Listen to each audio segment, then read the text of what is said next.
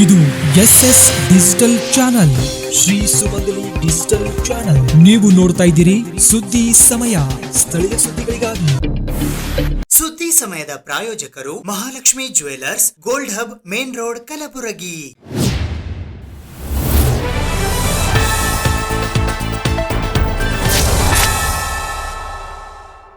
ಸುದ್ದಿ ಸಮಯಕ್ಕೆ ಸ್ವಾಗತ. ನಾನು RJ Manju Hiroli.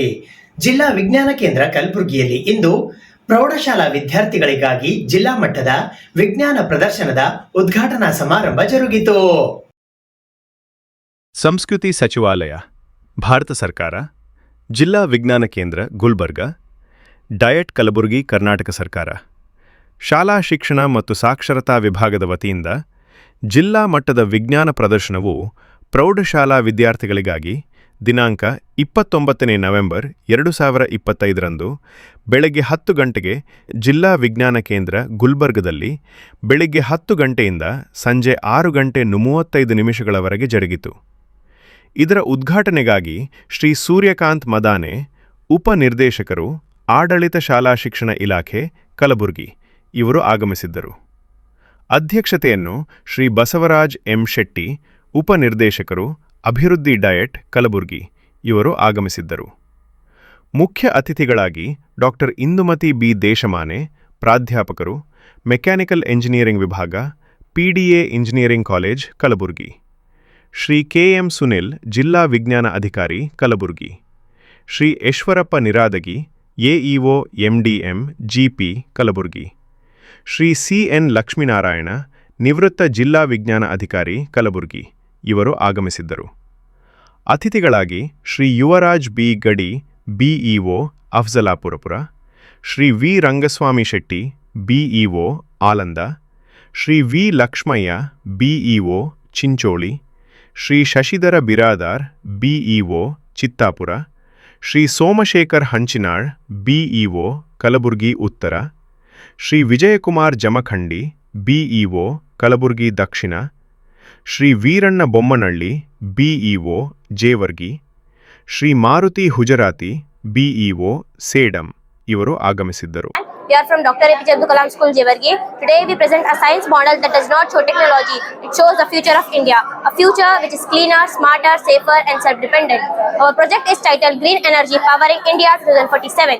And it is designed to show how even a small town like Jewargi can become a national model for sustainable development. Hydrogen plus solar hybrid plant, fuel of tomorrow. Hydrogen is the cleanest fuel in the world. Our model shows a solar power electrolysis splitting of water into hydrogen and oxygen. Hydrogen can run vehicles, industries and full of cities without any pollution. Zero smoke, zero carbon and zero compromise. Are EV car charging stations. Electrical vehicles are future pollution free, noise and economicals. We show solar power EV charging point that can be installed energy free kilometers on highway. This supports India's dream of becoming a global EV leader. Clean energy, clean transport can help to become a clean India. ನಾನು 10ನೇ ತರಗತಿಯಲ್ಲಿ ಓದುತ್ತಿದ್ದೇನೆ. ನಮ್ಮ ಶಾಲೆ ಹೆಸರು ಸರ್ಕಾರಿ ಪ್ರೌಢಶಾಲೆ ಕಡಬ. ನಮ್ಮ project ಹೆಸರು ಬಂದು ಜಲಮಿತ್ರ. ಈ ಜಲಮಿತ್ರ ಯೋಜನೆಯನ್ನು ಯಾಕೆ ಮಾಡಿವಂತಂದ್ರೆ ಇದ್ರ ಹಿನ್ನೆಲೆ ಏನಂತಂದ್ರೆ ರೈತರಿಗೆ ನೀರು ಸಿಗಬೇಕು. ಯಾವ ರೈತರಿಗೂ ಸರಿಯಾಗಿ ನೀರು ಸಿಗ್ತಾ ಇಲ್ಲ. ಇದರಿಂದ ಕೃಷಿಗೆ ಬಹಳ ಹಾನಿ ಆಗ್ತಿದೆ ಸರ್. ಅದರಿಂದ ನಾವು ಈ ಪ್ರಾಜೆಕ್ಟ್ ಮಾಡೋದ್ರಿಂದ ಏನಾಗ್ತದೆ ಅಂತಂದ್ರೆ ಎಲ್ಲರಿಗೂ ನೀರು ಸಮಾನ ರೀತಿಯಲ್ಲಿ ಸಿಗ್ತದ, ನೀರು ವ್ಯರ್ಥತೆ ಕಡಿಮೆ ಆಗ್ತದ, ಕೃಷಿಗೆ ಬಹಳ ಹೆಲ್ಪ್ ಆಗ್ತದ ಅನ್ನೋ ಉದ್ದೇಶಕ್ಕೋಸ್ಕರ ಈ ಪ್ರಾಜೆಕ್ಟ್ ನಾವು ಮಾಡಿದೀವಿ. ಈ ಪ್ರಾಜೆಕ್ಟ್ ಹೇಗೆ ಕೆಲಸ ಮಾಡ್ತದೆ ಅಂದ್ರೆ Arduino board is main switch off the board ರೀ. ಇದು ಸ್ವಿಚ್ ಅಂದ್ರೆ ಇದು ಪವರ್ ಆನ್ ಮಾಡೋಣ, ನಮ್ಮ ಹೋಲ್ ಪ್ರಾಜೆಕ್ಟ್ ಆನ್ ಆಗ್ತದೆ. ಇದು ರಿಲೇಗಳು ಹೇಗೆ ವರ್ಕ್ ಮಾಡ್ತಾವ ಅಂತಂದ್ರೆ ಆಸ್ ಎ ಸ್ವಿಚಸ್ ನಾ ಹೇಗೆ ಸ್ವಿಚಸ್ ಆಫ್ ಆನ್ ಮಾಡ್ತೀವಲ್ಲ ಇದು ಆರ್ಡಿನೋ ಬೋರ್ಡ್ ಸಿಗ್ನಲ್ಸ್ ನಿಂತ ವರ್ಕ್ ಮಾಡ್ತದ್ರಿ. ಇವು ರಿಲೇಗಳು ಇದರಿಂದ ಏನಾಗ್ತದೆ ಮೋಟರ್ ಪಂಪ್ ಒಂದ್ ಮಾಡಿದಾಗ 15 ಸೆಕೆಂಡ್ಗಳವರೆಗೆ ಒಬ್ಬನೇ ರೈತನಿಗೆ ನೀರು ಹೋಗ್ತದ್ರಿ. ಆಮೇಲೆ ಆಟೋಮೆಟಿಕ್ಲಿ ಒಬ್ಬ ರೈತನಿಗೆ ಆಫ್ ಆಗಿ ಸೆಕೆಂಡ್ ರೈತನಿಗೆ 15 ಸೆಕೆಂಡ್ ವರೆಗೆ ನೀರು ಹೋಗ್ತಾವ್ರಿ. ಇದು ನಿಂತ ಏನಾಗ್ತದ್ರಿ ಎಲ್ಲಾ ರೈತರಿಗೆ ನೀರು ಸರಳವಾಗಿ ಸಿಗ್ತಾವ್ರಿ. ನಮ್ಮ ವ್ಯರ್ಥತೆ ಕಡಿಮೆ ಆಗ್ತದೆ. ನಾವು ಈ ಪ್ರಾಜೆಕ್ಟ್ ಬಳಸಿರೋ ಭಾಗಗಳು ಯಾವ್ದಂದ್ರೆ 2 ರಿಲೇ ಬಳಸಿವ್ರಿ, ಇದು ಆರ್ಡಿನೋ ಬಳಸಿವ್ರಿ, ಇದು ಡಿಸ್ಪ್ಲೇ ಬಳಸಿವ್ರಿ, ಮೋಟಾರ್ ಪೈಪ್ಗಳನ್ನ ಬಳಸಿವ್ರಿ. ಇಷ್ಟು ನಮ್ಮ ಪ್ರಾಜೆಕ್ಟ್. Thank you. ನಮಸ್ಕಾರಗಳು. ನನ್ನ ಹೆಸರು ಹರ್ಷಿಯಾ ತಂದೆ ನಸರುದ್ದೀನ್. ಶ್ರೀ ಸಚ್ಚಿದಾನಂದ ಪ್ರೌಢಶಾಲೆ ರಾವೂರಿನಲ್ಲಿ 9ನೇ ತರಗತಿಯಲ್ಲಿ ಅಧ್ಯಯನ ಮಾಡುತ್ತಿದ್ದೇನೆ. ಇವತ್ತಿನ ನಮ್ಮ model MLDSS with AI assistant, ರಸ್ತೆ ಅಪಘಾತಗಳನ್ನು ತಡೆಗಟ್ಟುವ ಒಂದು ಕಾರ್ಯವಿಧಾನ. ಇದು ಹೇಗೆ ಚಾಲನೆಯಲ್ಲಿರುತ್ತದೆ ಅಂದರೆ ಡ್ರೈವರ್ IR ಸೆನ್ಸರ್ ಅನ್ನು ಕಣ್ಣು ಮುಚ್ಚಿದಾಗ ಐಆರ್ ಸೆನ್ಸರ್ ಸೆನ್ಸ್ ಮಾಡಿ ಆರ್ಡಿನೋಗೆ ಮೆಸೇಜ್ ಅನ್ನು ಕಳಿಸುತ್ತದೆ. ಆದ ನಂತರ ಬಜರ್ ಆನ್ ಆಗುತ್ತದೆ. ಆದ ನಂತರ ಡಿಸ್ಪ್ಲೇ ಮೇಲೆ 5 ಸೆಕೆಂಡ್ಗಳ ಕೌಂಟ್ಡೌನ್ ಚಾಲು ಆಗಿ ಬ್ರೇಕ್ ಅಪ್ಲೈ ಆಗಿ ವಾಹನ ನಿಶ್ಚಲ ಸ್ಥಿತಿಗೆ ಹಿಂದಿರುಗುತ್ತದೆ. ಆದ ನಂತರ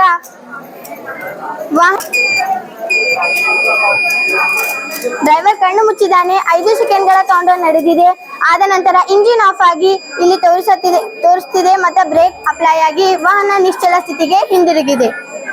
ಆದ ನಂತರ ಡ್ರೈವರ್ ತನ್ನ ತಲೆಯನ್ನು ಕೆಳಗಿಳಿಸಿದಾಗ ಅಲ್ಟ್ರಾಸೋನಿಕ್ ಸೆನ್ಸರ್ ಸೆನ್ಸ್ ಮಾಡಿ ಆರ್ಡಿನಿಗೆ ಹೆಡ್ ಆನ್ ಆಗಿದೆ ಎಂದು ಮೆಸೇಜ್ ಕಳಿಸಿದೆ. ಆದ ನಂತರ ಬಜರ್ ಆನ್ ಆಗಿದೆ ಕೂಡ LCD ಡಿಸ್ಪ್ಲೇ ಮೇಲೆ ಹೆಡ್ ಆನ್ ಆಗಿದೆ ಎಂದು ಗುರುತಿಸುತ್ತಿದೆ.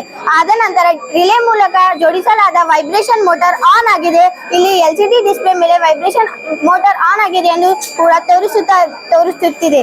ವೈಬ್ರೇಷನ್ ಮೋಟಾರ್ ಕಂಪನದ ಮೂಲಕ ವಾಹನ ಚಾಲಕನಿಗೆ ಎಚ್ಚರಿಕೆಯನ್ನು ನೀಡುತ್ತದೆ. ಸಹ ಬಜರ್ ಕೂಡ ಶಬ್ದ ಎಚ್ಚರಿಕೆಯನ್ನು ನೀಡುತ್ತದೆ. ಇದರಿಂದ ಡ್ರೈವರ್ ಅನ್ನು ಎಚ್ಚರಿಕೆ ಕೊಟ್ಟು ಆಕ್ಸಿಡೆಂಟ್ ಆಗುವ ಮುಂಚೆ ಅದನ್ನು ತಡೆಗಟ್ಟುತ್ತದೆ. ಕಲಬುರಗಿ ನಗರದ ಸೂಪರ್ ಮಾರ್ಕೆಟ್ನಲ್ಲಿ ಇರುವ ದತ್ತ ಮಂದಿರದಲ್ಲಿ ಶ್ರೀ ಗುರುದತ್ತ ಮಂದಿರ ದೇವಾಲಯ ಟ್ರಸ್ಟ್ ವತಿಯಿಂದ ನವೆಂಬರ್ 28ರಿಂದ ಡಿಸೆಂಬರ್ 4ರವರೆಗೆ ಶ್ರೀ ಗುರುದತ್ತ ಜಯಂತ್ಯೋತ್ಸವದ ಅಂಗವಾಗಿ ವಿವಿಧ ಧಾರ್ಮಿಕ ಕಾರ್ಯಕ್ರಮಗಳನ್ನು ಹಮ್ಮಿಕೊಳ್ಳಲಾಗಿದೆ. ಶ್ರೀ ದತ್ತಮಂದಿರ ದೇವಾಲಯ ಟ್ರಸ್ಟ್ ಸೂಪರ್ ಮಾರ್ಕೆಟ್ ಕಲಬುರಗಿಯ ವತಿಯಿಂದ ಶ್ರೀ ಗುರುದತ್ತ ಜಯಂತ್ಯೋತ್ಸವವನ್ನು ಶುಕ್ರವಾರ ದಿನಾಂಕ 28 ನವೆಂಬರ್ 2025ರಿಂದ ಗುರುವಾರ ದಿನಾಂಕ 4 ಡಿಸೆಂಬರ್ 2025ರವರೆಗೆ ನಿಶ್ಚಯಿಸಲಾಗಿದೆ. ದಿನಾಂಕ 4ನೇ ಡಿಸೆಂಬರ್ 2025ರ ಗುರುವಾರ ಮುಂಜಾನೆ 7 ಗಂಟೆಗೆ ಶ್ರೀ ದತ್ತ ಅಭಿಷೇಕ, ಮುಂಜಾನೆ 8ರಿಂದ 11ರವರೆಗೆ ಶ್ರೀ ದತ್ತ ಯಾಗಹೋಮ, ಮಧ್ಯಾಹ್ನ 12 ಗಂಟೆಯಿಂದ ಶ್ರೀ ದತ್ತ ತೊಟ್ಟಿಲು, ಪ್ರತಿನಿತ್ಯ ಮಧ್ಯಾಹ್ನ 12 ಗಂಟೆಯಿಂದ 4ನೇಯವರೆಗೆ ಶ್ರೀ ದತ್ತ ಪ್ರಸಾದ ವಿತರಣೆಯು ನಡೆಯಲಿದೆ.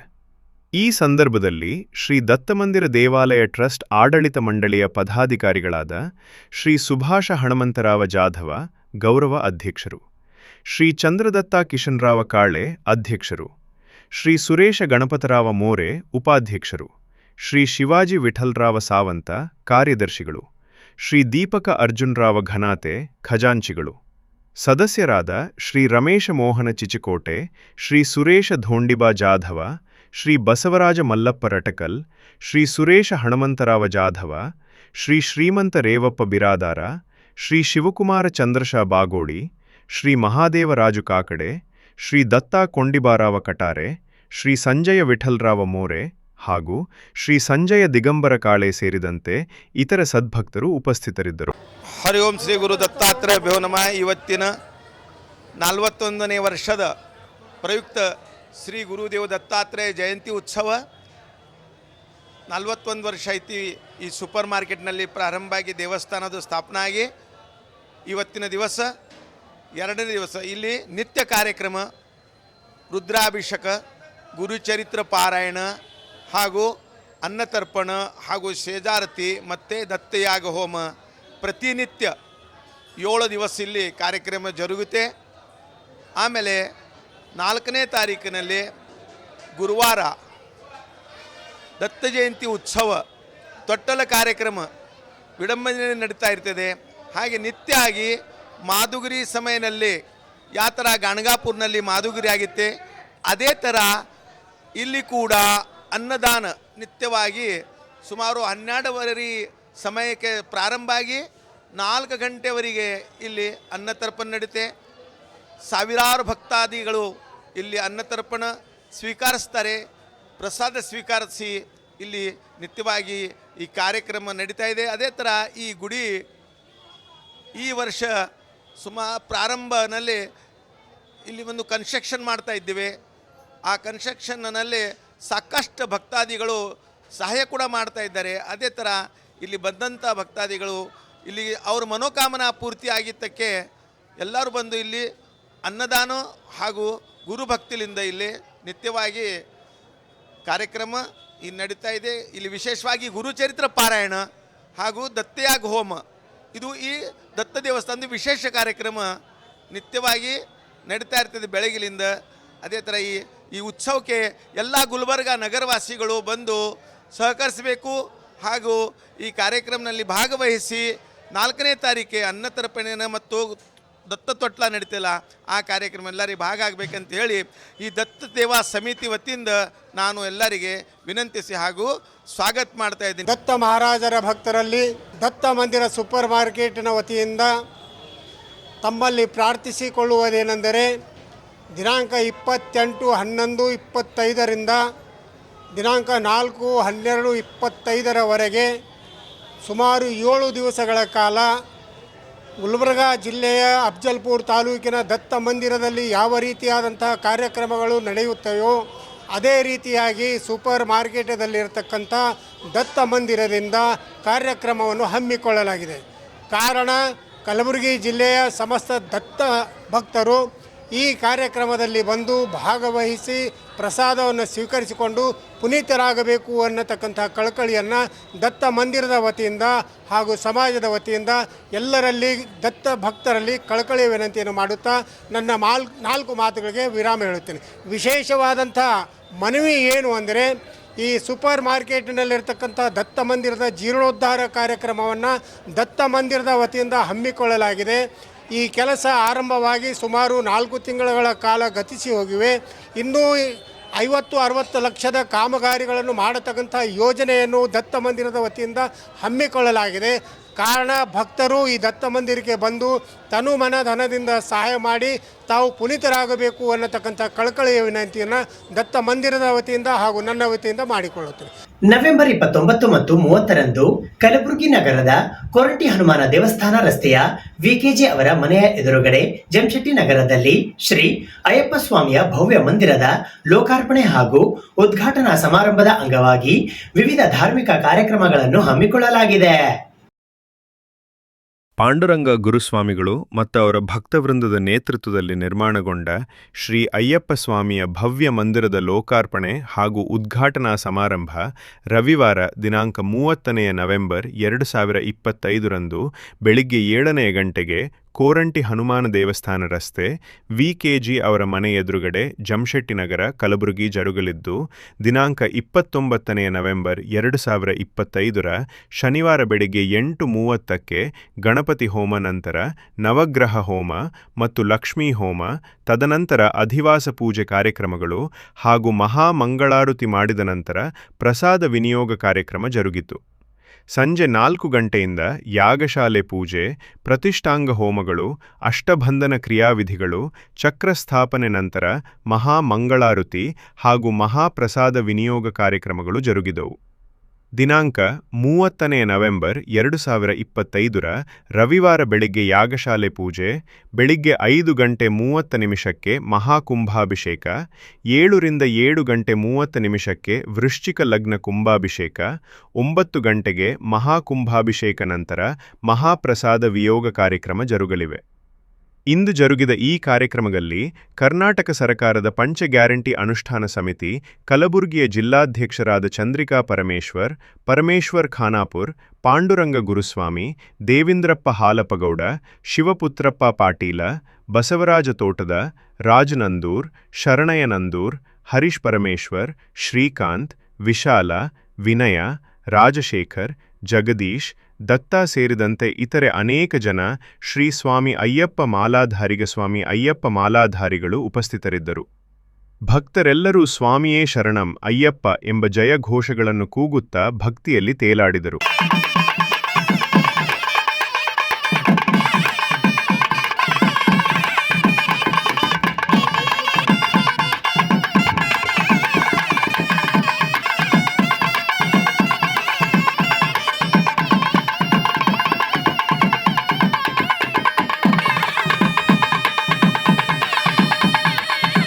ಸ್ವಾಮಿಯೇ ಶರಣಮಯ್ಯಪ್ಪ. ಇವತ್ತು ನಮ್ಮ ಗುಲ್ಬರ್ಗದಲ್ಲಿ ನೂತನವಾಗಿ ಕಟ್ಟಡ ಆಗಿದೆ. ಸ್ವಾಮಿ ಅಯ್ಯಪ್ಪನ ಗುಡಿ ನಮ್ಮ ಗುಲ್ಬರ್ಗದಲ್ಲಿ ಇರಲಿಲ್ಲ. ಸತತವಾಗಿ ಗುರುಸ್ವಾಮಿಯವರು 4 ವರ್ಷ ಉಪವಾಸ ಇದ್ದು ವ್ರತ ಮಾಡಿ ಈ ಒಂದು ಗುಡಿಯನ್ನು ಕಟ್ಟಿದ್ದಾರೆ. ಅವರಿಗೆ ಆ ಭಗವಂತ ಆರೋಗ್ಯ ಐಶ್ವರ್ಯನ ಕೊಡ್ಲಿ. ಯಾಕಂದ್ರೆ ಈ ಒಂದು ಗುಡಿಗೆ ನಾವು ಎಲ್ಲಾ ಗುಡಿಗೆ ಹೋಗ್ತೀವಿ, ಆದ್ರೆ ಅಯ್ಯಪ್ಪನ ಗುಡಿ ಇರ್ಲಿಲ್ಲ. ಇದು ಬಹಳ ಖುಷಿ ಅನಿಸ್ತದ. ಈ ಒಂದು ಜಾಗ ಕೊಟ್ಟವ್ರಿಗೆ ಕೂಡ ನನ್ನ ವತಿಯಿಂದ ಮತ್ತೆ ಎಲ್ಲಾ ಭಕ್ತಾದಿ ವತಿಯಿಂದ ನಾನು ಧನ್ಯವಾದಗಳನ್ನು ಹೇಳ್ತೀನಿ. ಇವತ್ತು ಈ ಗುಡಿ ಕಟ್ಲಿಕ್ಕೆ ಅವ್ರನ್ನು ಒಂದು ರೀತಿ ಕಾರಣಭೂತರಿದ್ದಾರೆ. ಮತ್ತ ಗುರುಸ್ವಾಮಿಯವರು ಬಹಳ ಶ್ರದ್ಧೆ ಭಕ್ತಿಯಿಂದ ಈ ಒಂದು ಗುಡಿಯನ್ನು ಕಟ್ಟಿದ್ದಾರೆ. ಇವತ್ತು ಗುಡಿ ಸ್ಥಾಪನೆ ಆಗಿದೆ, ನಾಳೆ ಕಳಸ ಇದೆ. ದಯಮಾಡಿ ಎಲ್ಲರೂ ಕೂಡ ಭಕ್ತಾದಿಗಳು ಹೆಚ್ಚಿನ ಸಂಖ್ಯೆಯಲ್ಲಿ ಬಂದು ಈ ಒಂದು ದೇವರ ಆಶೀರ್ವಾದ ಪಡ್ಕೊಳ್ಬೇಕಂತ ಹೇಳಿ ನನ್ನ ಕಡೆಯಿಂದ ಕೇಳ್ಕೊಳ್ತೀನಿ. ಸ್ವಾಮಿ ಅಯ್ಯಪ್ಪ ಸೇವಾ ಟ್ರಸ್ಟ್ ವತಿಯಿಂದ ಇವತ್ತಿನ ದಿವಸ ಕಲಬುರಗಿಯ ನಾಗನಹಳ್ಳಿ ರಸ್ತೆಯಲ್ಲಿರುವ ಜಮಶೆಟ್ಟಿ ನಗರದಲ್ಲಿ ಅಯ್ಯಪ್ಪ ಸ್ವಾಮಿ ದೇವಸ್ಥಾನವು ಇವತ್ತು ಮೂರ್ತಿ ಕೂಡಿಸುವ ಮೂಲಕ ಸ್ಥಾಪನೆ ಮಾಡಿದ್ದು ಹಾಗೂ ಹೋಮ ಪೂಜೆ ಆಯಿತು. ಇಂದು ಸಾಯಂಕಾಲ ಹೋಮ ಇರುತ್ತೆ ಗಣೇಶ ಮತ್ತು ಸುಬ್ರಹ್ಮಣ್ಯ ಅವರು. ಹಾಗೂ ನಾಳೆ ಬೆಳಗ್ಗೆ ಕಳಸಾರೋಹಣ ಕುಂಭಾಭಿಷೇಕ ಕೂಡ ಈ ಅಯ್ಯಪ್ಪ ಸ್ವಾಮಿ ಸೇವಾ ಟ್ರಸ್ಟ್ ವತಿಯಿಂದ ಹಮ್ಮಿಕೊಳ್ಳಲಾಗಿದೆ. ಈಗ ಇಡೀ ಕಲಬುರಗಿ ಜನತೆ 4 ವರ್ಷದಿಂದ ತನುಮನದಿಂದ ಎಲ್ಲರೂ ಕೂಡ ಸಹಾಯ ಮಾಡಿದ್ದಾರೆ. ಇನ್ನು ಮುಂದೆ ಕೂಡ ಈ ದೇವಸ್ಥಾನಕ್ಕೆ ಸಹಾಯ ಮಾಡಿ ಎಲ್ಲರೂ ಪುನೀತರಾಗಬೇಕೆಂದು ಕಲಬುರಗಿ ಜನತೆಯಲ್ಲಿ ನಾನು ಈ ಟ್ರಸ್ಟ್ ವತಿಯಿಂದ ತುಂಬುವುದರಿಂದ ಕೇಳ್ತಾ ಇದ್ದೇನೆ. ಜಾಗವನ್ನು ಕೊಟ್ಟಂತ ಶಿವಪುತ್ರ ಪಾಟೀಲ್ ಅವರಿಗೂ ಕೂಡ ಧನ್ಯವಾದ ಹೇಳುತ್ತಾ, ಈ ನಮ್ಮ 4 ವರ್ಷದಲ್ಲಿ ಈ ಸನ್ನಿಧಾನ ಮಾಡಿ ಮತ್ತು ದೇವಸ್ಥಾನ ಕಟ್ಟಡ ನಿರ್ಮಾಣಕ್ಕೆ ನಮ್ಮ ಗುರುಸ್ವಾಮಿಯಾದ ಪಾಂಡುರಂಗ ಗುರುಸ್ವಾಮಿ ಅವರ ಶ್ರಮ ಬಹಳ ಇರುತ್ತೆ. 4 ವರ್ಷದಿಂದ ಅವರು ಮಾಲೆ ಧರಿಸಿ ಈಗ ಗುಡಿ ಸ್ಥಾಪನೆ ಆದ ಮೇಲೆ ಅವರು ಮಾಲೆಯನ್ನು ತೆಗಿತಾ ಇದ್ದಾರೆ. ಅವರಿಗೂ ಕೂಡ ಇಡೀ ನಮ್ಮ ಕಲಬುರಗಿ ಜನತೆಯಿಂದ ಅವರಿಗೆ ತುಂಬ ಧನ್ಯವಾದ ಹೇಳುತ್ತಾ ನಮಸ್ಕರಿಸುತ್ತೇವೆ. ಇವತ್ತಿನ ದಿವಸ ಸ್ವಾಮಿ ಅಯ್ಯಪ್ಪನ ಮೂರ್ತಿ ನಾಗನಹಳ್ಳಿ ಕ್ರಾಸ್ ಜೆಎಂಶೆಟ್ಟಿ ಲೇಔಟ್ ನಲ್ಲಿ ಶಿವಪುತ್ರಪ್ಪ ಪಾಟೀಲ್ ಅವರು ಜಾಗ ಕೊಟ್ಟಿ ಕೇಸಿನ ಸ್ಥಾಪನೆ ಮಾಡ್ಲಕ್ಕ ನಮಗ ಅಷ್ಟು ಇದು ಕೊಟ್ಟಿದ್ದರು. ಅದಕ್ಕದು ಇಲ್ಲೇ ನಾವು ಮಂದಿರ ಕಟ್ಟಿ ಒಳ್ಳೆ ರೀತಿಯಿಂದ ವಿಜೃಂಭಣೆಯಿಂದ ಈ ವರ್ಷ ಮೂರ್ತಿ ಸ್ಥಾಪನೆ ಮಾಡಿದೀವಿ. ನಾಳೆ ಕಳಸ ಕಾರ್ಯಕ್ರಮ ಒಂದು ಮಾಡ್ತಾ ಇದ್ದೀವಿ. ಸಾವಿರಾರು ಜನ ಬರ್ತಾ ಇದ್ದಾರ. MLA MP ಮಿನಿಸ್ಟರ್ ಎಲ್ಲರೂ ಬರೋರು ಇದ್ದಾರ.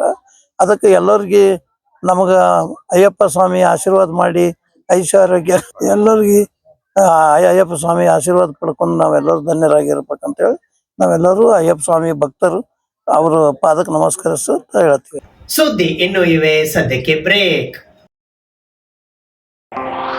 ಇದು SS ಡಿಜಿಟಲ್ ಚಾನಲ್, ಶ್ರೀ ಸುಮಂಗಲಿ ಡಿಜಿಟಲ್ ಚಾನಲ್. ನೀವು ನೋಡ್ತಾ ಇದ್ದೀರಿ ಸುದ್ದಿ ಸಮಯ, ಸ್ಥಳೀಯ ಸುದ್ದಿಗಳಿಗಾಗಿ. ಸುದ್ದಿ ಸಮಯದ ಪ್ರಾಯೋಜಕರು Mahalakshmi jewellers, gold hub, main road, Kalaburagi.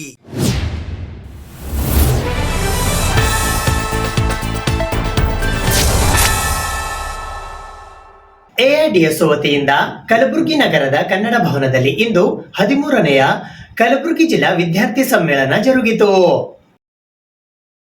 Mahatma Jyotirao Phule ಅವರ 135ನೇ ಸ್ಮರಣ ದಿನಕ್ಕೆ ಸಮರ್ಪಿತ ಸಾರ್ವಜನಿಕ ಶಿಕ್ಷಣ ಉಳಿಸಲು 13ನೇಯ ಕಲಬುರಗಿ ಜಿಲ್ಲಾ ವಿದ್ಯಾರ್ಥಿ ಸಮ್ಮೇಳನವು ದಿನಾಂಕ 29ನೇ ನವೆಂಬರ್ 2025ರಂದು ಕನ್ನಡ ಭವನ ಕಲಬುರಗಿಯಲ್ಲಿ AIDSO ಕಲಬುರಗಿ ಜಿಲ್ಲಾ ಸಮಿತಿಯ ವತಿಯಿಂದ ಜರುಗಿತು.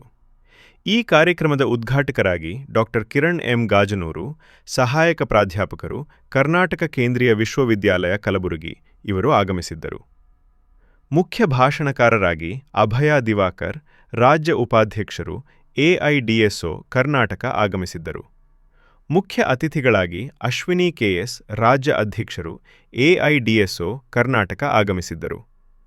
ಭಾಷಣಕಾರರಾಗಿ ಸುಭಾಷ್ ಬೆಟ್ಟದಕೊಪ್ಪ, ರಾಜ್ಯ ಖಜಾಂಚಿ, AIDSO ಕರ್ನಾಟಕ ಆಗಮಿಸಿದ್ದರು. ಅಧ್ಯಕ್ಷತೆಯನ್ನು ತುಳಜರಾಮ NK, ಜಿಲ್ಲಾ ಕಾರ್ಯದರ್ಶಿ, AIDSO ಕಲಬುರಗಿ ಇವರು ವಹಿಸಿದ್ದರು. 13,800 ಸರ್ಕಾರಿ ಶಾಲೆಗಳನ್ನ ಮುಚ್ಚಾಕಕ್ ಹೋದ್ರು. ಆವಾಗ ನಿಮ್ಮಂತ ವಿದ್ಯಾರ್ಥಿಗಳು ನೀವೆಲ್ಲ ಕೂಡ ಸೇರಿ ಕರ್ನಾಟಕದಾದ್ಯಂತ 35 ಲಕ್ಷ ಸಹಿಗಳನ್ನ ಸಂಗ್ರಹಿಸಿ ಸ್ನೇಹಿತರೆ 13,800 ಸರ್ಕಾರಿ ಶಾಲೆಗಳನ್ನ ನಾವು ಉಳಿಸ್ಕೊಂಡ್ವಿ. ಇದಕ್ಕೂ ಕೂಡ ನಾನು ನಿಮ್ಮೆಲ್ಲರಿಗೂ ಕೂಡ ಕ್ರಾಂತಿಕಾರಿ ಶುಭಾಶಯಗಳನ್ನ ಹೇಳಕ್ ಇಷ್ಟಪಡ್ತೀನಿ ಸ್ನೇಹಿತರೆ. ಅದಾದ್ಮೇಲೆ ಅದು ಒಂದು ಚುನಾವಣಾ ವಿಷಯ ಆಯ್ತು. ನೀವೆಲ್ಲ ಕೂಡ ಗಮನಿಸಿರ್ತೀರಾ. ನೀವು ಹಳ್ಳಿ ಹೋಗಿ ಸಿಗ್ನೇಚರ್ಸ್ ಕಲೆಕ್ಟ್ ಮಾಡಿದೀರಾ. ಆದಾಗ ಕರ್ನಾಟಕಕ್ಕೆ ಅಧಿಕಾರಕ್ಕೆ ಬಂದಂತ ಕಾಂಗ್ರೆಸ್ ಸರ್ಕಾರ ಏನ್ ಹೇಳಿದ್ರು ಅಂತ ಹೇಳಿದ್ರೆ, ನಾವು NEP ನ ಇವತ್ತು ಇಂಪ್ಲಿಮೆಂಟ್ ಮಾಡೋದಿಲ್ಲ, ನಾವು ಹೊಸದೊಂದು ಪಾಲಿಸಿನ ತರ್ತೀವಿ ಅಂತ ಹೇಳಿದ್ರು ಸ್ನೇಹಿತರೆ. ಬಟ್ ಅವ್ರು ಏನ್ ಮಾಡ್ತಾ ಇದಾರೆ, ಇವತ್ತು ಹಿಂಬಾಗಿಲಿನಿಂದ ಇವತ್ತು ಸರ್ಕಾರಿ ಶಾಲೆಗಳನ್ನ ಮುಚ್ಚೋ ಅಂತ NEP ಪಾಲಿಸಿನ ಇಂಪ್ಲಿಮೆಂಟ್ ಮಾಡ್ತಾ ಇದಾರೆ ಸ್ನೇಹಿತರೆ. ನೀವೆಲ್ಲ ಕೂಡ ಎಷ್ಟೋ ಜನ ಬೆಂಗಳೂರಿಗೂ ಕೂಡ ಬಂದಿದ್ವಿ. 50 ಲಕ್ಷ ಸಹಿಗಳನ್ನ ಇವತ್ತು ನಾವು ಸಂಗ್ರಹಿಸಿದ್ವಿ. ಹಳ್ಳಿಗೋಗಿ ಸಂಗ್ರಹಿಸಿದ್ವಿ ಸ್ನೇಹಿತರೆ. ಅದನ್ನ ರಾಜ್ಯ ಸರ್ಕಾರ ಕೊಟ್ಟಾಗ ರಾಜ್ಯ ಸರ್ಕಾರ ಹೇಳ್ತು ಒಂದೇ ಒಂದು ಸರ್ಕಾರಿ ಶಾಲೆನೂ ಕೂಡ ಮುಚ್ಚೋದಿಲ್ಲ ಅಂತೇಳಿ. ಇವತ್ತು ನೋಟಿಫಿಕೇಶನ್ ಬಿಟ್ಟಿದ್ದಾರೆ ಸ್ನೇಹಿತರೆ. ಕರ್ನಾಟಕದಲ್ಲಿ 40,000ಕ್ಕಿಂತ ಹೆಚ್ಚಿಗೆ ಸರ್ಕಾರಿ ಶಾಲೆನ ಇವತ್ತು ಕ್ಲೋಸ್ ಮಾಡ್ತೀವಿ ಅಂತೇಳಿ. ನೀವೆಲ್ಲ ಸರ್ಕಾರಿ ಶಾಲೆ ಕ್ಲೋಸ್ ಮಾಡೋದಕ್ಕೆ ಒಪ್ತೀರಾ? ಒಪ್ಪೋದಿಲ್ಲ ಅಲ್ವಾ? ಒಂದೇ ಒಂದು ಸರ್ಕಾರಿ ಶಾಲೆನೂ ಕೂಡ ಮುಚ್ಚಕ್ ಬಿಡೋದಿಲ್ಲ ಅಲ್ವಾ? ಆ ಹಿನ್ನೆಲೆಯಲ್ಲಿ ಇವತ್ತು ಈ ಸಮ್ಮೇಳನವನ್ನ ಮಾಡ್ತಾ ಇರೋದು ಸ್ನೇಹಿತರೆ. ಇವತ್ತು ಕೇವಲ 10 ಅಲ್ಲ, 20 ಅಲ್ಲ, 50 ಸಂಖ್ಯೆ ಇರುವಂತ ಗೌರ್ಮೆಂಟ್ ಸ್ಕೂಲ್ಗಳನ್ನ, 80 ಸಂಖ್ಯೆಯಲ್ಲಿರುವಂತ ಗೌರ್ಮೆಂಟ್ ಸ್ಕೂಲ್ಗಳನ್ನ, 100 ಸಂಖ್ಯೆಯಲ್ಲಿರುವಂತ ಗೌರ್ಮೆಂಟ್ ಸ್ಕೂಲ್ನ ಇವತ್ತು ಕ್ಲೋಸ್ ಮಾಡ್ತೀವಿ ಅಂತ ಹೇಳ್ತಾ ಇದ್ದಾರೆ ಸ್ನೇಹಿತರೆ. ನಾವೆಲ್ಲ ಸೇರಿ ಇವತ್ತು ಒಂದೇ ಒಂದು ಸರ್ಕಾರಿ ಶಾಲೆನೂ ಕೂಡ ಮುಚ್ಚಕ್ಕೆ ಬಿಡಬಾರ್ದು ಸ್ನೇಹಿತರೆ. ಅದಕ್ಕೋಸ್ಕರ ಇವತ್ತು ಜ್ಯೋತಿಬಾ ಅವರು ಒಬ್ರು ಮಹಾತ್ಮರು, ಅವರು 200 ವರ್ಷಗಳ ಹಿಂದೆ ಶಿಕ್ಷಣನೇ ಸಿಗದಿರುವಂತಹ ಒಂದು ಸಂದರ್ಭದಲ್ಲಿ ಹೆಣ್ಮಕ್ಳಿಗೆ, ಹಿಂದುಳಿದ ವರ್ಗದಂತ ಬಂದಂತ ಮಕ್ಕಳಿಗೆ ಇವತ್ತು ಶಿಕ್ಷಣವನ್ನ ಕೊಡಬೇಕು ಅಂತ ಹೋರಾಟ ಮಾಡಿದ್ರು ಸ್ನೇಹಿತರೆ. ಅವರ ಫೋಟೋವನ್ನ ನಾವು ಇವತ್ತು ಇಟ್ಕೊಂಡಿದೀವಿ. ಅವರಿಗೆ ಇವತ್ತು ನಾವೆಲ್ಲ ಸೇರಿ ಪ್ರತಿಜ್ಞೆ ಮಾಡಬೇಕು, ಒಂದೇ ಒಂದು ಸರ್ಕಾರಿ ಶಾಲೆನೂ ಕೂಡ ನಾವು ಮುಚ್ಚಕ್ ಬಿಡೋದಿಲ್ಲ ಅಂತ ಹೇಳಿ. ಮಾಡೋಣ ಅಲ್ವಾ? ಎಲ್ರು ಒಪ್ತೀರಾ? ಈ ಹಿನ್ನೆಲೆಯಲ್ಲಿ ಸ್ನೇಹಿತರೆ, ನೀವೆಲ್ಲ ಮಕ್ಕಳೇ ಯಾರಿದ್ದೀರಾ, ನಿಮ್ಮೆಲ್ಲರಿಗೂ ಕೂಡ ಚೆನ್ನಾಗಿ ಯೋಚನೆ ಮಾಡಕ್ ಬರುತ್ತೆ. ನಿಮ್ಗೆ ಸರಿ ಯಾವ್ದಂತ ಬರುತ್ತೆ. ನಾನು ನಿಮ್ಮಲ್ಲಿ ಮನವಿ ಮಾಡ್ಕೊಳ್ಳೋದು ಸ್ನೇಹಿತರೆ, ಈ ಸಮ್ಮೇಳನದ ಒಂದು ಸಂದೇಶನೇ ಏನಪ್ಪಾ ಅಂತ ಹೇಳಿದ್ರೆ, ಸಾರ್ವಜನಿಕ ಶಿಕ್ಷಣ ಉಳಿಬೇಕು, ಸರ್ಕಾರಿ ಶಾಲಾ ಕಾಲೇಜುಗಳು ಉಳಿಬೇಕು ಅಂತೇಳಿ. ನೀವೆಲ್ಲರೂ ಕೂಡ ನಿಮ್ಮ ಹಳ್ಳಿಗಳಿಗೆ ಹೋದ್ಮೇಲೆ ಒಂದೇ ಒಂದು ಸರ್ಕಾರಿ ಶಾಲೆನೂ ಕೂಡ ಮುಚ್ಚಕ್ ಬಿಡಬಾರ್ದು. ನಿಮ್ಮ ಊರಿನ ಶಾಲೆಯನ್ನ ಹೋರಾಟ ಮಾಡಿ ಉಳಿಸ್ಕೋಬೇಕು. ಅದಕ್ಕೋಸ್ಕರ ನೀವೆಲ್ಲರೂ ಕೂಡ ಕೆಲಸ ಮಾಡಿ ಅಂತ ಹೇಳ್ತಾ ಸ್ನೇಹಿತರೆ, ಇವತ್ತಿನ ನಮ್ಮ ಸಮ್ಮೇಳನದ ಸಂದೇಶವನ್ನ ಎಲ್ಲ ಕಡೆ ಹರಡೋಣ ಅಂತ ಹೇಳ್ತಾ ನನ್ನ ಮಾತುಗಳನ್ನ. ರಾಜ್ಯದಲ್ಲಿ ಸಿಎಂ ಕುರ್ಚಿ ಜಟಾಪಟಿ ಹಾಗೂ ದಲಿತ ಸಿಎಂ ಕೂಗು ವಿಚಾರದ ಕುರಿತು ಮಾಜಿ ಸಚಿವರು ಹಾಗೂ ಬಿಜೆಪಿ ನಾಯಕರಾದ ಎನ್ ಮಹೇಶ್ ಅವರು ಹೇಳಿಕೆ ನೀಡಿದ್ದಾರೆ. ರಾಜ್ಯದಲ್ಲಿ ಸಿಎಂ ಕುರ್ಚಿ ಜಟಾಪಟಿ, ದಲಿತ ಸಿಎಂ ಕೂಗು ವಿಚಾರದ ಕುರಿತು ಕಲಬುರಗಿಯಲ್ಲಿ ಮಾಜಿ ಸಚಿವ ಬಿಜೆಪಿ ನಾಯಕ ಎನ್ ಮಹೇಶ್ ಹೇಳಿಕೆ ನೀಡಿದ್ದಾರೆ. ಎಸ್ಎಂ ಕೃಷ್ಣ ಸಂದರ್ಭದಲ್ಲಿ ಮಲ್ಲಿಕಾರ್ಜುನ ಖರ್ಗೆ ಅವರು ಪಕ್ಷ ಅಧಿಕಾರಕ್ಕೆ ತಂದರು. ಅವರನ್ನು ಹೋರ್ಗಿಟ್ರು ಪರಮೇಶ್ವರ. ಅವರನ್ನು ಸೋಲಿಸಿ ಸಿದ್ದರಾಮಯ್ಯ ಅಧಿಕಾರಕ್ಕೆ ಬಂದರು. ಯಾಕಂದರೆ ಖರ್ಗೆ ಪರಮೇಶ್ವರ ಇದ್ರೇನು ಬಿಟ್ರೇನು ದಲಿತರು ಕಾಂಗ್ರೆಸ್ ವೋಟ್ ಹಾಕ್ತಾರೆ ಅಂತ. ನಾವು ಎಲ್ಲಿವರೆಗೂ ವೋಟ್ ಹಾಕ್ತೇವೆ ಅಲ್ಲಿವರೆಗೂ ನಮಗೆ ಕೇರ್ ಮಾಡೋದಿಲ್ಲ. ನಮ್ಮ ಪಕ್ಷಕ್ಕೆ ದಲಿತರು ವೋಟ್ ಹಾಕಿಲ್ಲ. ನಾವು ವೋಟ್ ಹಾಕಿಯ ಮೇಲೆ ಕೇಳ್ತೇವೆ. ಪೂರ್ಣ ಪ್ರಮಾಣದಲ್ಲಿ ಬಿಜೆಪಿಗೆ ದಲಿತರ ಓಟ ಬಾರದಿದ್ರೂ ಗೋವಿಂದ ಕಾರಜೋಳ ಅವರನ್ನು ಉಪಮುಖ್ಯಮಂತ್ರಿ ಮಾಡಿದರು. ದಲಿತರನ್ನು ಮುಖ್ಯಮಂತ್ರಿ ಮಾಡೋ ಶಕ್ತಿ ಬಂದರೆ ಖಂಡಿತ ಮಾಡ್ತೇವೆ, ಸಂಶಯವೇ ಬೇಡ ಎಂದು ಅವರು ಹೇಳಿದ್ದಾರೆ. ದಿನವನ್ನ ರಾಷ್ಟ್ರೀಯ ಕಾನೂನು ದಿನ ಅಂತ ಆಚರಣೆ ಮಾಡ್ಕೊಂಡು ಬಂದಿದ್ವಿ. ರಾಷ್ಟ್ರೀಯ ಕಾನೂನು ದಿನ ಅಂದರೆ ಅದು ಸಂವಿಧಾನ ಮಂಡನೆಯಾದ ದಿನ ಅನ್ನುವಂತಹ ಗ್ರಹಿಕೆ ಬರಲ್ಲ. ಈಗ ಸ್ವಾತಂತ್ರ್ಯ ದಿನಾಚರಣೆ ಆಗಸ್ಟ್ 15. ಸ್ವಾತಂತ್ರ್ಯ ದಿನಾಚರಣೆ ಅಂದರೆ ಏನು ಅಂತ ಯಾರಿಗೂ ಎಕ್ಸ್ಪ್ಲೈನ್ ಮಾಡಬೇಕಾಗಿಲ್ಲ. ಸಹಜವಾಗಿ ಪ್ರಾಥಮಿಕ ಶಾಲಾ ಮಕ್ಕಳಿಂದ ಹಿಡಿದು ಸಾರ್ವಜನಿಕರಿಗೆ ಎಲ್ರಿಗೂ ಅರ್ಥ ಆಗುವಂಥ ದಿನ ಅದು. ನಮಗೆ ಸ್ವಾತಂತ್ರ್ಯ ಪಡ್ಕೊಂಡಿದ್ದು ಎಷ್ಟು ಪ್ರಮುಖವೋ, ಸ್ವತಂತ್ರ ಭಾರತವನ್ನು ಹೇಗೆ ಆಳ್ವಿಕೆ ಮಾಡಬೇಕು ಅಂತಹ ಒಂದು ಕಾನೂನನ್ನು ರಚನೆ ಮಾಡ್ಕೊಳ್ತಕ್ಕಂಥದ್ದು ಅಷ್ಟೇ ಮಹತ್ವಪೂರ್ಣ. ಸೊ ಹಾಗಾಗಿ ಸನ್ಮಾನ್ಯ ನರೇಂದ್ರ ಮೋದಿಯವರು 2014ರಲ್ಲಿ ಪ್ರಧಾನಮಂತ್ರಿಯಾಗಿ ಅಧಿಕಾರ ವಹಿಸ್ಕೊಂಡ್ಮೇಲೆ 2015ರಲ್ಲಿ ನವೆಂಬರ್ 26ರ ದಿನವನ್ನು ಸಂವಿಧಾನ ದಿನ ಅಂತ ಘೋಷಣೆ ಮಾಡಿದ್ರು. ಸುಮಾರು 66 ವರ್ಷಗಳ ಕಾಲ ನಮ್ಮ ದೇಶವನ್ನು ಆಳ್ದಂತಹ ಕಾಂಗ್ರೆಸ್ ಸರ್ಕಾರ, ಕಾಂಗ್ರೆಸ್ನವ್ರು ಹೇಳೋದೇನೋ ಸಂವಿಧಾನ ರಕ್ಷಣೆ ಮಾಡೋರು ನಾವೇ ಅಂತ. ಸೊ ಕಾಂಗ್ರೆಸ್ನವರು ಮತ್ತು ಕಾಂಗ್ರೆಸ್ ಪ್ರಣೀತ ಬುದ್ಧಿಜೀವಿಗಳು ಸಂವಿಧಾನವನ್ನು ರಕ್ಷಣೆ ಮಾಡೋರು ನಾವೇ ಅಂತ ಹೇಳಿ ರಾಹುಲ್ ಗಾಂಧಿಯವರಂತೂ ಸಂವಿಧಾನದ ಪುಸ್ತಕವನ್ನು ಇಟ್ಕೊಂಡು ದೇಶ ಎಲ್ಲ ಸುತ್ತಾಡ್ತಾ ಇದ್ದಾರೆ. ಆದರೆ ಇವರು 45-50 ವರ್ಷ ರಾಜ್ಯಭಾರ ಮಾಡಿದ್ರಲ್ಲ, ನವೆಂಬರ್ 26 ಸಂವಿಧಾನ ದಿನ ಅಂತ ಯಾಕೆ ಘೋಷಣೆ ಮಾಡಲಿಲ್ಲ? 1950 ಜನವರಿ 26 ಸಂವಿಧಾನ ಜಾರಿಯಾದ ದಿನ. ಅವತ್ತಾದರೂ ಘೋಷಣೆ ಮಾಡಬೇಕಾಗಿತ್ತು. ಸಂವಿಧಾನದ ಪೀಠಿಕೆಯ ಕೊನೆಯ ಲೈನ್ ಇದೆ, ನವೆಂಬರ್ 26, 1949 ಈ ದಿನ ಈ ಸಂವಿಧಾನವನ್ನು ಭಾರತೀಯರಾದ ನಾವು ನಮಗೆ ಶಾಸನವಾಗಿ ವಿಧಿಸಿಕೊಂಡಿದ್ದೇವೆ ಅಂತ ಹೇಳುತ್ತೆ ಅದು. ಗೋರಕ್ಷಕರ ಮೇಲಿನ ಮಾರಣಾಂತಿಕ ಹಲ್ಲೆಯನ್ನ ಖಂಡಿಸಿ ಹಲ್ಲೆಕೋರರನ್ನು ಶೀಘ್ರದಲ್ಲಿ ಬಂಧಿಸುವಂತೆ ಆಗ್ರಹಿಸಿ ಶಿವಸೇನಾ ಕರ್ನಾಟಕದ ವತಿಯಿಂದ ಇಂದು ಪ್ರತಿಭಟನೆ ನಡೆಸಲಾಯಿತು. ಗೋರಕ್ಷಕರ ಮೇಲೆ ಮಾರಣಾಂತಿಕ ಹಲ್ಲೆ ಉಗ್ರವಾಗಿ ಖಂಡಿಸಿ ಹಲ್ಲೆಕೋರರನ್ನು ಶೀಘ್ರ ಬಂಧಿಸಲು ಆಗ್ರಹಿಸಿ ಶಿವಸೇನಾ ಕರ್ನಾಟಕದ ವತಿಯಿಂದ ಇಂದು ಜಿಲ್ಲಾ ಅಧ್ಯಕ್ಷ ಗುರುಶಾಂತ್ ಟೆಂಗಲಿ ಅವರ ನೇತೃತ್ವದಲ್ಲಿ ಕಲಬುರಗಿ ನಗರದಲ್ಲಿ ಪ್ರತಿಭಟನೆ ನಡೆಸಲಾಯಿತು. ಇತ್ತೀಚೆಗೆ ಕಲಬುರಗಿಯಲ್ಲಿ ಅಕ್ರಮವಾಗಿ ಸಾಗಿಸುತ್ತಿರುವಂತಹ ಗೋವುಗಳ ವಾಹನವನ್ನು ತಡೆಗಟ್ಟಿದ್ದಕ್ಕಾಗಿ ನಮ್ಮ ಪಕ್ಷದ ಕಾರ್ಯಕರ್ತರ ಮೇಲೆ ಕೆಲ ಮುಸ್ಲಿಂ ಗೂಂಡಾಗಳು ಪಾಕಿಸ್ತಾನದ ಏಜೆಂಟರ ಮಾದರಿಯಲ್ಲಿ ಮಾರಣಾಂತಿಕವಾಗಿ ಹಲ್ಲೆ ಮಾಡಿದ್ದಾರೆ. ಅದನ್ನು ಖಂಡಿಸಿ ಮತ್ತು ಗೋ ಹತ್ಯೆ ನಿಷೇಧ ಆಗಬೇಕು, ಅಕ್ರಮ ಕಸಾಯಿಖಾನೆಗಳು ಮುಚ್ಚಬೇಕು. ಹೀಗಾಗಿ ಇವತ್ತು ಒಂದು ಬೃಹತ್ ಪ್ರತಿಭಟನೆಯನ್ನು ಶಿವಸೇನಾ ಪಕ್ಷ ಮತ್ತು ಅನೇಕ ಹಿಂದೂ ಸಂಘಟನೆಗಳ ಒಕ್ಕೂಟದಿಂದ ನಾವು ಮಾಡಿದ್ದೀವಿ, ಮನವಿ ಕೊಟ್ಟಿದ್ದೀವಿ. ಇನ್ನು ಮುಂದೆ ಒಂದೇ ಒಂದು ಗೋವುಗಳು ಕಸಾಯಿಖಾನೆಗೆ ಕಲಬುರಗಿ ನಗರಕ್ಕೆ ಪ್ರವೇಶ ಮಾಡಬಾರ್ದು ಅನ್ನುವಂಥ ಎಚ್ಚರಿಕೆಯನ್ನು ನಾವು ಸರ್ಕಾರಕ್ಕೆ ಕೊಟ್ಟಿದ್ದೀವಿ. ಇಲ್ಲಿ ಈ ಮುಸ್ಲಿಂ ಕಸಾಯಿಖಾನೆ ಮಾಲೀಕರಿಗೆ ಜಿಲ್ಲಾಡಳಿತದ ಕುಮ್ಮಕ್ಕಿದೆ. ಕಾರ್ಪೊರೇಷನ್ ಇರ್ಬೋದು, ಜಿಲ್ಲಾಧಿಕಾರಿ ಇರ್ಬೋದು, ಪೊಲೀಸ್ ಇಲಾಖೆ ಇರ್ಬೋದು, ಮುಲಾಜಿಗಾಗಿ ಇಲ್ಲಿ ಕೆಲಸ ನಿರ್ವಹಿಸ್ತಾ ಇದ್ದಾರೆ. ಇವರ ಮುಲಾಜಿಯಿಂದ ಸಂವಿಧಾನಕ್ಕೆ ಅಪಮಾನ ಆಗ್ತಾ ಇದೆ, ಸಂವಿಧಾನಕ್ಕೆ ಅಪಚಾರ ಆಗ್ತಾ ಇದೆ. ಆರ್ಟಿಕಲ್ 48 ಪಶುಗಳ ವಧೆಯನ್ನು ತಡೆಯುವುದು ಅನ್ನುವಂತಹ ಸಂದೇಶವನ್ನು ಸಂವಿಧಾನದಲ್ಲಿ ಉಲ್ಲೇಖ ಇದೆ.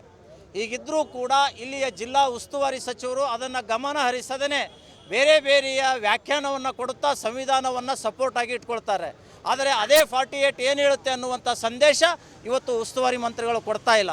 ಹೀಗಾಗಿ ನಾವು ಇಲ್ಲಿಯ ಜಿಲ್ಲಾಡಳಿತಕ್ಕೆ ಎಚ್ಚರಿಕೆಯನ್ನು ಕೊಟ್ಟಿದ್ವಿ. ಇನ್ನು ಮುಂದೆ ಏನಾದರೂ ಅಕ್ರಮ ಕಸಾಯಿಖಾನೆಗಳೇ ಗೋವುಗಳನ್ನು ಸಾಗಿಸುವುದು ಕಂಡು ಬಂದರೆ ಉಗ್ರವಾದಂಥ ಹೋರಾಟ ಮಾಡ್ತೇವೆ.